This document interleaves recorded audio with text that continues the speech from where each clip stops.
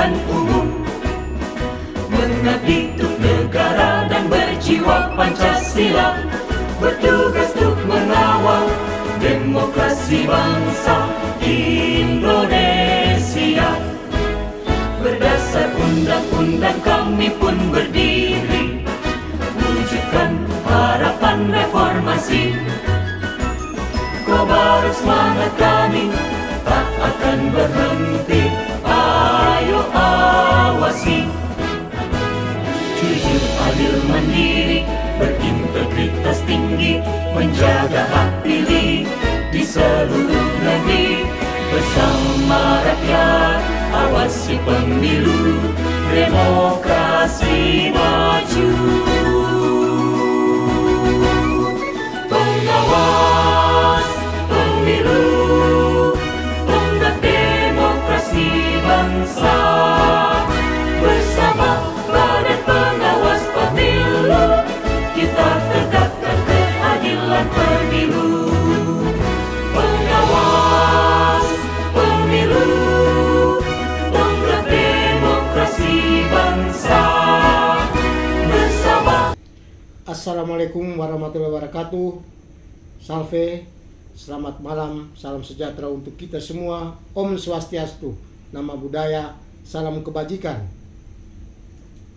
Salam jumpa bersama kami, Uran Koban, di episode pertama podcast Bawaslu Lembata.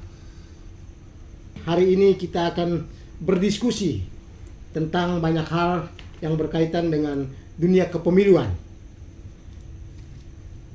Hadir di sini satu orang ini, ya agak ramping-ramping dikit lah, kumis-kumis tipis. Ini beliau adalah pegiat atau saat ini juga sebagai pelaku atau kalau di bahasa undang-undang bilang penyelenggara pemilu. Beliau ini saat ini dalam kapasitas sebagai ketua KPU dan diundang untuk menjadi narasumber dalam bincang-bincang kita pada malam hari ini. Ini Pak Elias Kelulimaking. Saya sapa Pak Elias atau Siap. Pak Ketua atau Bung Eli nih?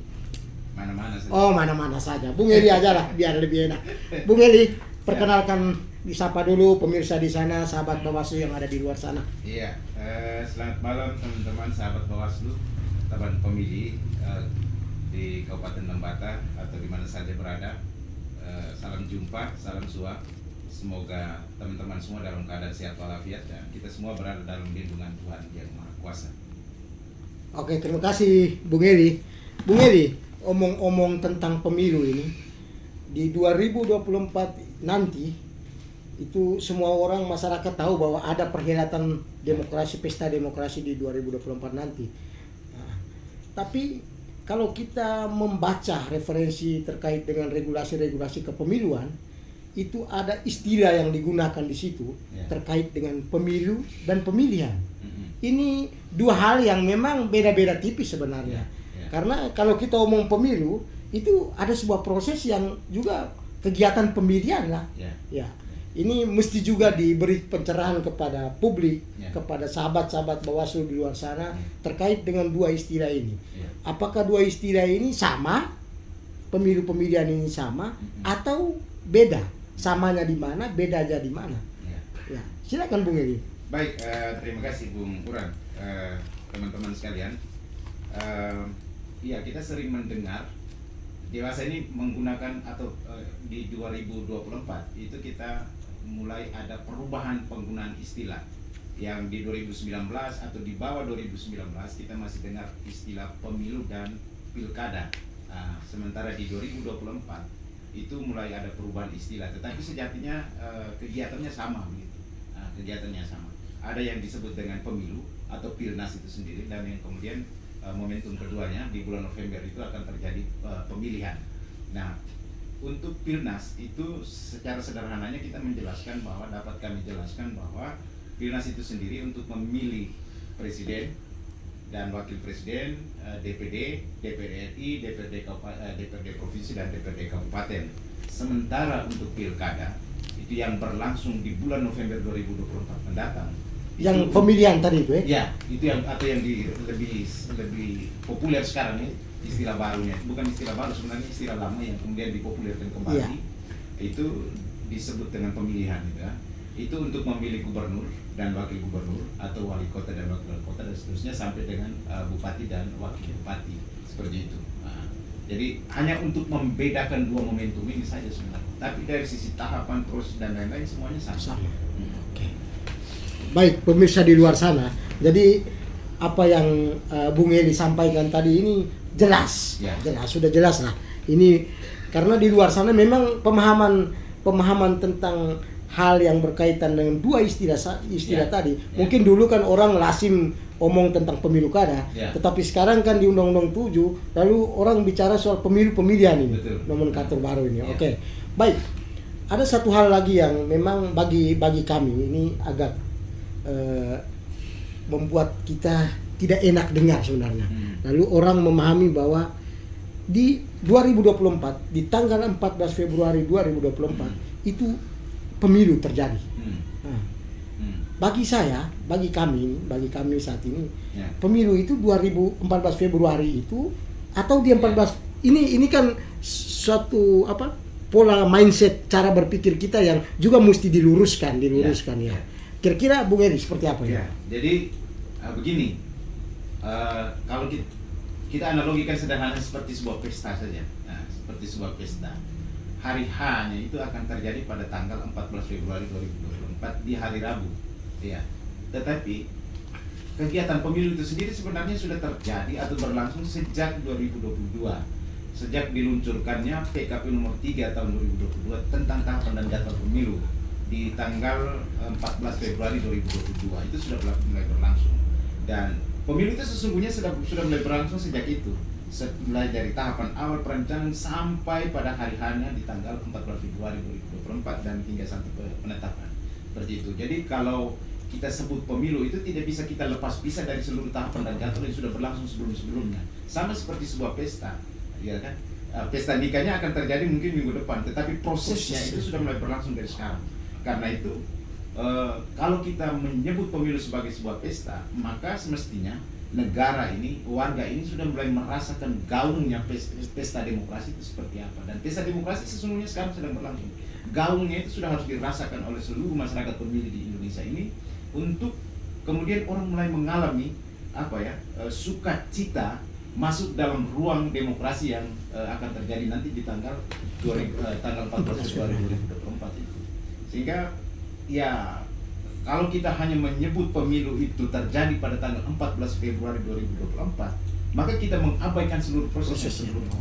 Seperti itu. Jadi itu cara pandang yang iya, yang sebenarnya harus diluruskan. betul, Bukan karena sebagai penyelenggara pemilu, terutama di KPU sebagai penyelenggara teknis, itu sudah mulai melakukan berbagai macam kegiatan. Sosialisasi berlangsung, sampai di beberapa bulan yang lalu sempat terjadi kegiatan yang disebut dengan kira pemilu. 18 partai politik, kita mengusung bendera 18 partai politik peserta pemilu. Itu untuk seluruh Indonesia. Nah, dan sampai ke Lembata itu di bulan Maret sekitar itu, di bulan Maret sekitar itu sudah. Jadi kita mengusung masuk sampai ke pelosok-pelosok. Apa tujuannya? Tujuannya supaya masyarakat sudah merasakan gaung pemilu itu sendiri. Pestanya itu sudah mulai dialami. Jangan sampai pesta demokrasi atau gaung pemilu itu hanya dialami oleh warga-warga kota. Nah, tetapi gaung pemilu itu sendiri harus dirasakan sampai ke pelosok-pelosok, sampai ke luar-luar. Begitu. Sama seperti kita. Jadi sekarang ini kita sedang pemilu ini. Iya, sekarang prosesnya sedang berlangsung. Ya. Jadi sama seperti kita menanti kelahiran bayi kita gitu. Jadi Jadi 14 Februari itu 14 Februari 2024 itu Iya. puncak dari Puncaknya seluruh itu proses. akan terjadi di sana, gitu. Jadi kita tidak bisa lepas pisah, Bung Muran. Kalau kita hanya bicara pemilu pada tanggal 14 Februari 2024, maka kita mengabaikan proses sebelum-sebelumnya. Sementara proses itu sudah berlangsung dari sekarang. Karena itu yang kita sebut pemilu yang sedang terjadi sekarang. Gitu. Kalau pemilihan? Kalau pemilihan tanggal 27 November 2024. 27. Itu juga Ya. tapi dia punya prosesnya, tahapannya itu. Kalau pilkada itu sendiri atau pemilihan itu sendiri sesuai dengan undang-undang, tahapannya 10 bulan. Kalau dia terjadi pada bulan November, maka dihitung 10 bulan ke bawah. Karena itu tahapan pemilu atau tahapan pemilihan itu sendiri itu akan terjadi atau dia mulai masuk tahapan pemilihan itu di bulan Februari 2024 gitu. Jadi di antara kita tengah menyiapkan diri atau mungkin pasca itu, pasca pemilihan, kita langsung lakukan kegiatan yang baru masuk pada tahapan yang lain, yakni tahapan pemilihan. Seperti itu. Baik, Bung Edi, luar biasa ini penjelasan atau pencerahan yang sudah disampaikan oleh Bung Edi, sahabat Bawaslu dimanapun kamu berada. Tadi Bung Edi singgung sedikit soal bahwa pemilu ini sementara berjalan, prosesnya sementara jalan. Pemilu itu berarti kita pilih presiden, DPD, DPR RI, DPR provinsi, DPR kabupaten. Nah, kalau yang namanya DPR mereka ini itu memang gaungnya pasti luar biasa. Tapi ada satu yang memang tidak kelihatan dan tidak terdengar sama sekali ini, DPD ini. DPD ini. Kira-kira untuk skop NTT lalu di Lembata ini itu kenapa gaung DPD ini kok tidak? DPD itu seperti apa sebenarnya? DPD itu Dewan Perwakilan Daerah. Untuk satu provinsi dia satu dapil. Untuk satu provinsi satu dapil ya. Satu dapil. Dan untuk NTT itu sekarang yang lolos masuk ke DPD itu tercatat 13 nama, 13 orang yang sekarang sedang dalam proses pencalonan Dewan Perwakilan Daerah, seperti itu Bung Uran. Nah itu pendaftarannya dia melalui KPU Provinsi, artinya dia di tingkat provinsi. Sementara di tingkat kabupaten itu kami hanya mengurus DPRD kabupaten, seperti itu.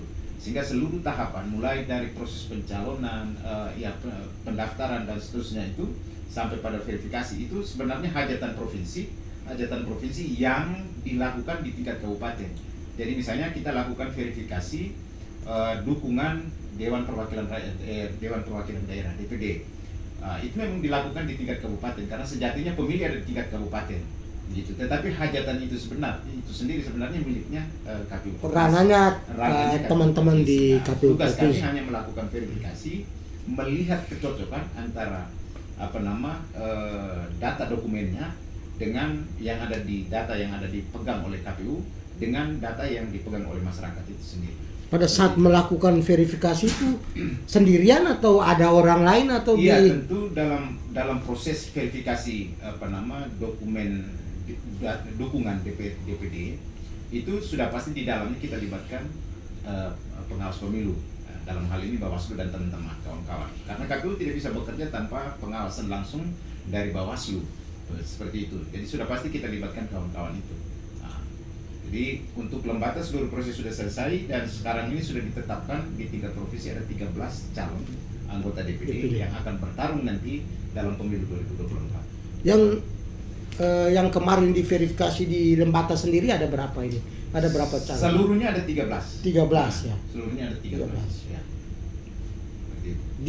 Tersebar di 9 kecamatan. Ya, tersebar di 9 kecamatan.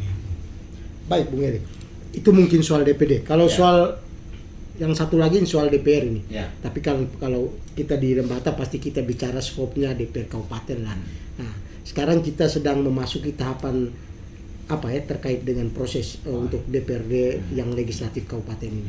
Kira-kira kita jadi untuk tahapan sekarang KPU Kabupaten sedang memasuki tahapan verifikasi administrasi calon anggota DPRD Kabupaten untuk pemilu 2024 dan verifikasi itu sendiri sudah berlangsung. Kalau kita ikuti PKPU nomor 3 tentang tahapan dan jadwal, maka verifikasi itu sendiri dia berlangsung dari tanggal 10 bulan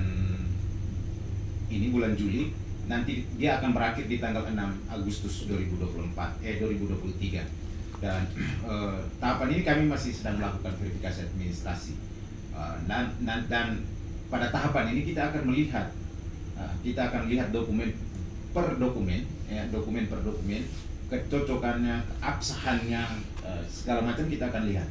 Lalu misalnya kalau ada keraguan-keraguan, barangkali ada hal-hal yang dianggap mungkin perlu dilakukan klarifikasi lanjutan, maka KPU akan melakukan klarifikasi lanjutan, baik itu kepada partai politik, kepada orang per orang, maupun kepada lembaga-lembaga yang ikut mengesahkan dokumen yang kemudian untuk diajukan sebagai untuk diajukan setiap calon anggota DPRD ke KPU untuk menjadi calon anggota DPRD, seperti itu. Jadi tahapan sekarang kita sedang melakukan ya, verifikasi. nanti pasca ini kita akan umumkan untuk masuk pada tahapan daftar calon sementara. Ya. Pada saat melakukan proses verifikasi, Ya. verifikasi tentunya pasti pengawasan melekat ya, Ya, teman-teman Bawaslu dilibatkan dalam proses pengawasan dan sebagainya. Tapi bisa dapat bocoran sedikit dong Bung Eli. Ya kira-kira ini apa kemarin verifikasi itu mungkin ada sedikit saja bocoran. Paling tidak kan ini juga bisa membuat teman-teman di luar sana tahu ada bocoran sedikit terkait proses verifikasi kemarin, ada bacalek yang nakal-nakal sedikit atau bagaimana. Jadi begini Bung Uran, dari tanggal berapa kemarin ya, fitur untuk verifikasinya itu baru dibuka oleh KPU RI di tanggal ini hari tanggal 21 ya. Tanggal 21 di tanggal 20-an kemarin. Di tanggal 20-an kemarin fitur verifikasinya baru dibuka. Ini hari 20. Baru dibuka sehingga verifikasi baru berlangsung dan sepanjang verifikasi di awal dari tanggal 20 sampai dengan tanggal 21 kemarin itu kawan-kawan Bawaslu anggota dan ketua tidak terlibat langsung untuk melihat proses verifikasi yang dilakukan oleh KPU, di mana diwakili oleh kawan-kawan staf Bawaslu seperti itu. Nah, saya dapat informasi kalau teman-teman sedang melaksanakan tugas di luar seperti itu. Tapi secara umum saya ingin gambarkan bahwa proses verifikasi yang dilakukan oleh KPU itu berjalan sesuai dengan peraturan perundang-undangan yang berlaku. Dan tentu di bawah pengawasan melekat oleh kawan-kawan Bawaslu yang terwakili melalui kawan-kawan staf sekretariat Bawaslu seperti itu. Dan ya saya tidak bisa mengatakan secara untuk saat ini tentu saya tidak bisa sampaikan secara terbuka bahwa bagaimana proses verifikasinya kita lihat itu seperti apa ya. Tetapi bahwa ada berkas-berkas yang kemudian kemungkinan potensi ya kita sebut saja potensi berkas calon anggota DPRD itu potensinya ada yang memenuhi syarat dan ada juga yang tidak memenuhi syarat ya. Nanti kita akan umumkan ya. Untuk saat ini memang belum bisa untuk saya umbar keluar karena prosesnya walaupun sedikit tidak bisa ini. Belum bisa. Belum bisa. Tapi dua potensi itu selalu ada. Pada saat kemarin proses pengajuan dan sebagainya itu menurut Bung Edi keaktifan teman-teman partai politik pada saat melakukan itu seperti apa? Ini kan juga mesti disampaikan kepada sahabat-sahabat di luar sana, publik, biar publik di Lembata tahu bahwa seperti inilah. Jadi ini Bung Uran pancing terus masuk. Tetapi begini, secara umum saya bisa gambarkan secara sederhananya begini, bahwa sejak dari tahapan awal pencalonan sampai dengan tahapan verifikasi kemarin di pengajuan kembali perbaikan berkas dan lain-lain sampai dengan tahapan verifikasi ini, di verifikasi ini kita bisa lihat sebenarnya mana partai yang benar-benar mempersiapkan calonnya masuk dalam tahapan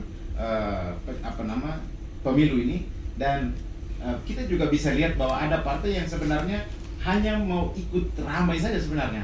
Itu bisa terlihat dari kesiapan dokumen yang disampaikan oleh setiap calon melalui partai politik kepada KPU seperti itu. Itu kita bisa lihat.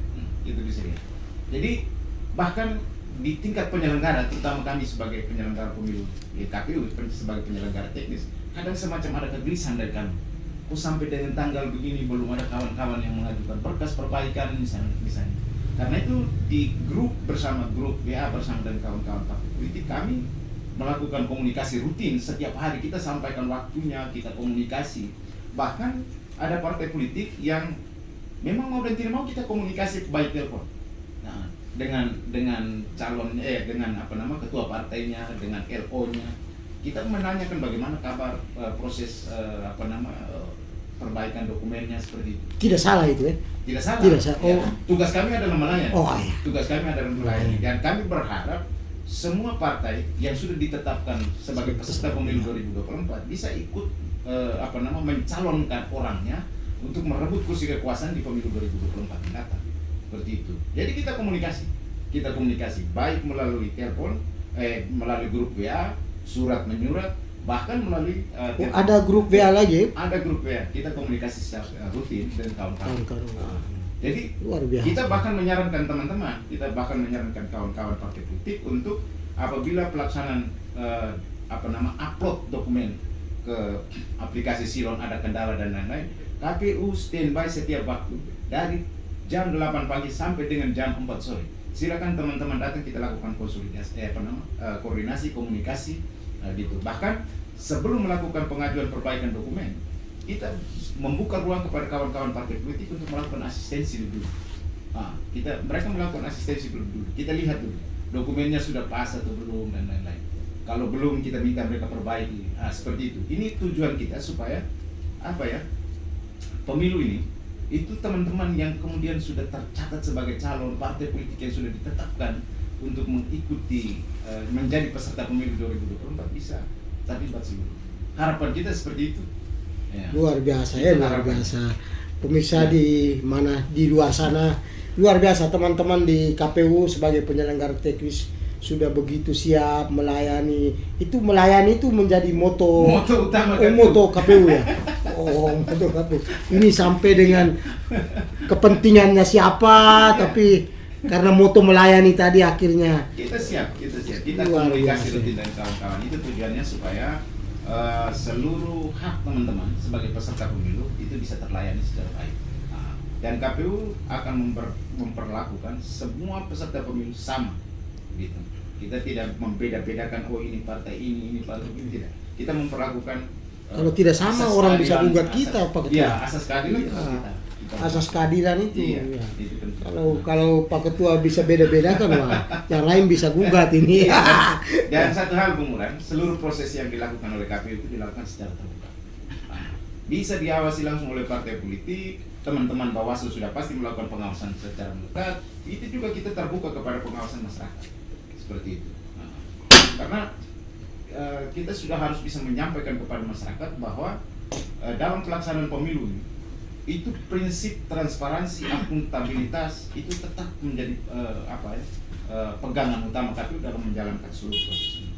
Ya, dari awal kita sudah harus membangun kepercayaan masyarakat bahwa penyelenggara pemilu itu masih tetap berada di garis undang-undang, seperti itu. Ya. Jadi kesiapan penyelenggara pemilu untuk menghadapi pesta demokrasi di 14 Februari 2024 ini luar biasa, Ya. luar biasa.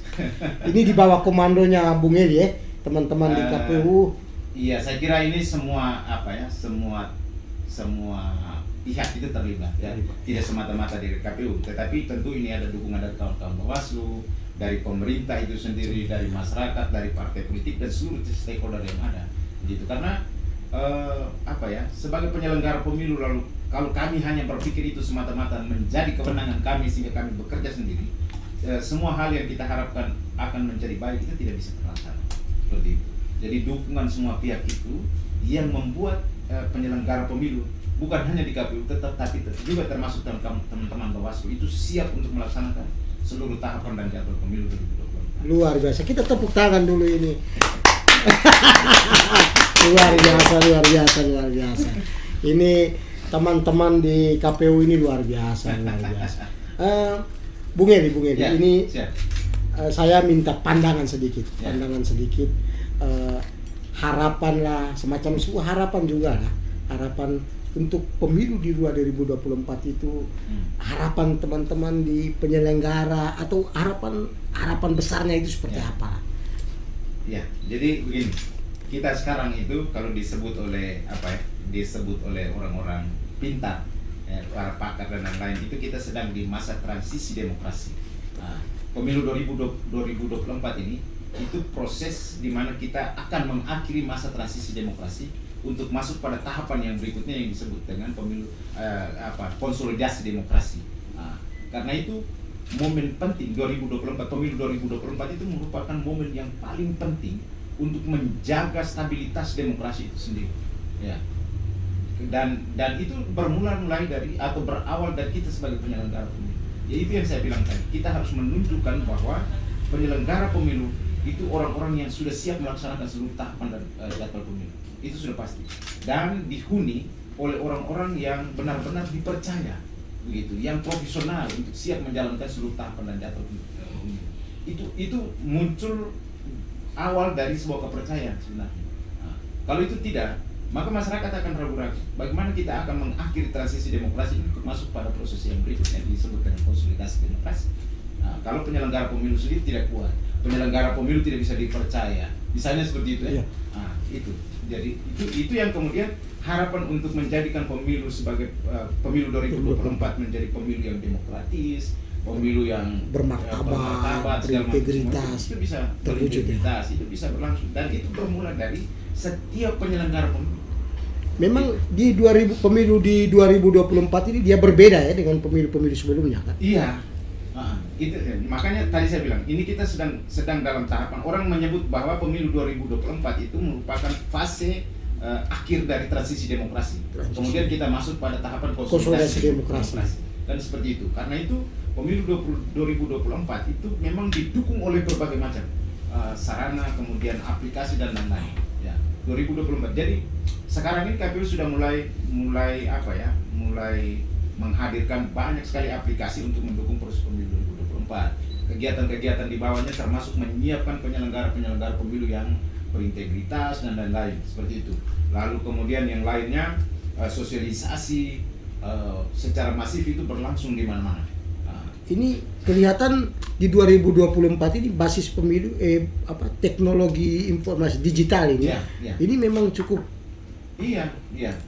Makanya saya pernah bicara di beberapa forum, saya bilang pemilu 2024 itu kan pemilu yang berbasis teknologi. Ya. Berbasis teknologi. Karena itu sinyal internet itu menjadi penting dan sangat dibutuhkan oleh penyelenggara pemilu untuk mendukung seluruh tahapan pemilu 2024. Ya. Untuk misalnya kita kasih contoh saja di 2019 kemarin itu kita masih menggunakan metode rekap manual. Ya. Tapi kalau sudah ketika nanti di 2024 rekapitulasi perhitungan suara itu dia sudah menggunakan aplikasi yang disebut dengan e-rekap. Itu dia sudah gunakan itu. Itu artinya bahwa penyelenggara yang di tingkat bawah, etok tingkat bawah juga mesti harus memahami IT. Iya. Pada saat proses perekrutannya juga mesti. Iya. Mesti Memang betul-betul. Itu. Jadi kalau kita bandingkan dengan pemilu sebelumnya itu ya kerja masih didukung dengan masih manualnya banyak gitu. Yeah. Tapi kita masuk di pemilu 2019 ini hampir seluruh tahapan itu didukung dengan aplikasi. Untuk data pemilih ada Sidali gitu kan. Kemudian untuk tahapan pencalonan ada Silon. Kemudian ada Silo nanti untuk urusan logistiknya ya. itu ada Silo. Seperti itu. Jadi banyak sekali aplikasi untuk mendukung. Sekarang ini KPU ini pakai sisi semua ini. Iya. Sisi ada Silon, ada sisi. Waduh. Ini kan dalam kepentingan untuk tadi prinsip transparansi dan akuntabilitas itu. Kalau kita menggunakan aplikasi itu kan sudah bisa diakses oleh semua. Semua orang bisa melihat secara terbuka seluruh kerja-kerja yang dilakukan oleh penyelenggara pemilu. Seperti itu. Berbeda dengan cara-cara manual. Kan kalau cara manual itu kan hanya semata-mata kita di bagian internal penyelenggara pemilu yang tahu. Tapi kalau ketika kita sudah menggunakan aplikasi, banyak pihak sudah bisa ikut melakukan pengawasan. Sudah Jadi bisa melihat ini juga membuat pekerjaan Bawaslu juga menjadi ringan ini. Iya. Karena semua orang ikut mengawasi. Betul. Pengawasan partisipatif ini jalan juga. Betul, Bung Ran. Iya, karena pengawasan sesungguhnya itu sebenarnya terjadi bahwa teman-teman Bawaslu itu melakukan pengawasan ketat, melekat kepada kami sebagai penyelenggara teknisnya di KPU. Tetapi jangan lupa Bawaslu berapa orang? Iya. Dari sisi SDM memang Iya, minim orang. sekali, Iya. betul. Di desa hanya satu orang, gitu ya. kan? Di kecamatan hanya ada tiga orang. Kemudian di tingkat kabupaten hanya ada 3 orang. Dan dia harus mengawasi kerja penyelenggara pemilu KPU maupun juga mengawasi kerja teman-teman penyelenggara peserta pemilu partai politik. Banyak sekali, lebih banyak. Dan kalau pengawasan itu sendiri tidak melibatkan masyarakat, maka sebenarnya pengawasan tidak bisa berhasil. Seperti itu. Terima kasih Bung Eri. Baik. Terima kasih Bung Eri atas informasi-informasi atas pencerahannya pada malam hari ini di podcast episode pertama Bawaslu Kabupaten Lembata. Luar biasa. Kita tepuk tangan lagi dulu.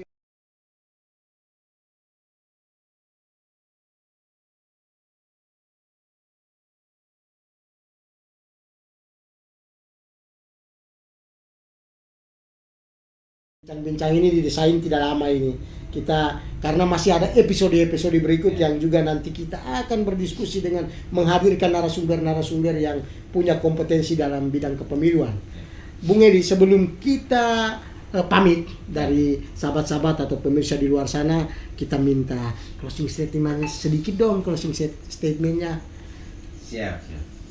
Ya, teman pemilih, sahabat Bawaslu dimanapun Anda berada, pemilu 2024 adalah tahapan penting untuk memilih yang terbaik calon pemimpin bangsa di 2024 mendatang.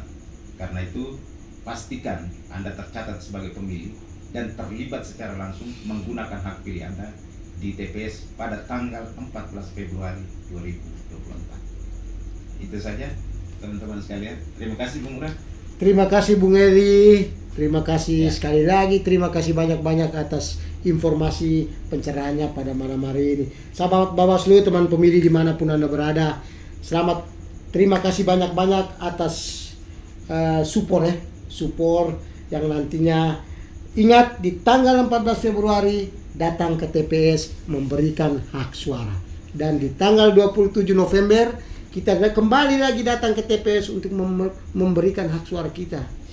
Karena apa? Masa depan bangsa kita, masa depan daerah ini ada di tangan teman sahabatku semua, publik di luar sana. Dan Terima kemudian saya minta waktunya sedikit. Terima kasih banyak untuk kawan-kawan Bawaslu yang Siap. sepanjang ini senantiasa setia mendampingi KPU dalam melaksanakan setiap tahapan dan jadwal pemilu. Lalu terima kasih banyak juga teman-teman Bawaslu selalu melibatkan KPU dalam kegiatan-kegiatan seperti ini. Luar biasa sekali teman-teman sekalian. Salam sukses buat teman-teman bertiga, kawan-kawan Bawaslu, ketua dan anggota, juga kawan-kawan sekretaris dan seluruh staf sekretariat Bawaslu Lembata. Terima kasih banyak Bung Uran. Terima kasih.